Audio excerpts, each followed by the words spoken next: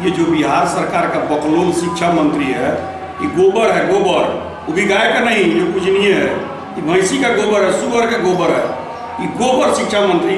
लोग कहता है शिक्षा मंत्री प्रोफेसर है, ये कैसे हम कहेंगे कि पढ़ा लिखा व्यक्ति है? हमको तो नहीं लगता है कि ये पढ़ा लिखा व्यक्ति है। रामचरितमानस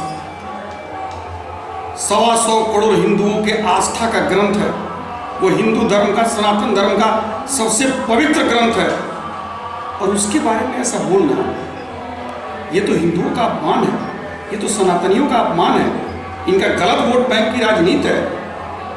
रामायण तो एक ऐसा ग्रंथ है, रामायण तो एक ऐसा शास्त्र है जिसमें तुलसीदास ने राजनीति करना सिखाया, उसमें जीवन जीने की शैली है, उसमें भाई बहन, माँ बाप, राजा प्रजा, मित्र, इनके बारे में बताया गया है। राम तो हमारे आदर्श हैं, हम राम के आदर्श पर चलते हैं, हम राम के आदर्श पर चलने वाले लोग हैं। मरने के समय भी लोग हे राम कहते हैं। अगर ऐसा नहीं रहता तो गांधी जी के समाधि पर हे राम नहीं लिखा रहता। या खुद तेजस्वी अगर यही बात इस्लाम के बारे में बोल के दिखा दे, मैं दावे के साथ कहता हूं मनीष जी कि इनका सर कलम कर देगा। इस्लाम के बारे में बोल दे तो इनका सर कलम करके इनके चरणों में रख देगा। ये हिंदुओं के बारे में इसलिए बोलते हैं कि 125 करोड़ हिंदू सहिष्णु हैं। नमस्कार, सोशल सिटी प्राइम में चुनाव विकास और समीकरण में आपका स्वागत है। मैं हूं मनीष उपाध्याय।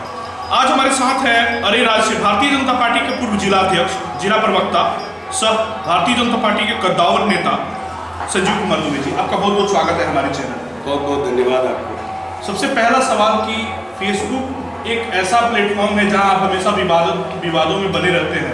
कभी सीधे मुख्यमंत्री को कुछ लिख देते हैं, कभी डिप्टी सीएम को लिख देते हैं। जो हाल फिलहाल में जो बयान आया है राजद के विधायक और बिहार के शिक्षा मंत्री चंद्रशेखर का जो बयान है, जिसमें उन्होंने रामचरितमानस एक पवित्र ग्रंथ का अपमान किया है, साथ साथ उन्होंने सनातन धर्म का जो है इतने बुरी तरीके से अपमान किया है, उसको किस रूप में देखते हैं और इस पर क्या कहें? देखिए, हम तो मुख्यमंत्री पर लिखते हैं, उप मुख्यमंत्री पर लिखते हैं, लोकतंत्र है और इसमें सबको लिखने, कहने और सुनने और बोलने की आज़ादी।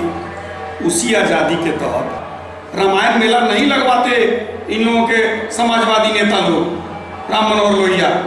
तो ये एक प्रकार से हिंदुओं को टारगेट किया जा रहा है, ग्लोबल टारगेट है पूरे विश्व में, अब वो भारत में भी हो रहा है। मैं तो मुख्यमंत्री को कहता हूँ कि आपने जिससे गठजोड़ किया है, जिसको उप मुख्यमंत्री बनाया है, जो आपके चरणों में लेटकर मोजरा करता है, उस उप मुख्यमंत्री के घर में भी राम का मंदिर है, उस उप मुख्यमंत्री के घर में राम का पूजा होता है। ये बकलोल शिक्षा मंत्री भी राम का पूजा करता होगा।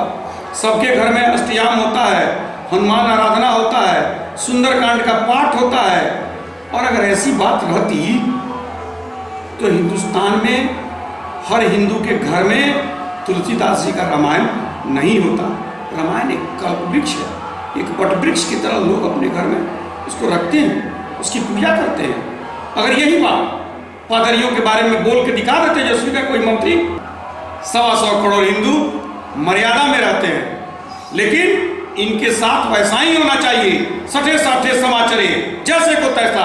अगर ये सब बोलते हैं तो हिंदुओं को भी आक्रामक होना पड़ेगा, हिंदुओं को भी सड़क पे आना पड़ेगा, आंदोलन करना पड़ेगा और ऐसे लोगों का मुंह बंद कराना पड़ेगा।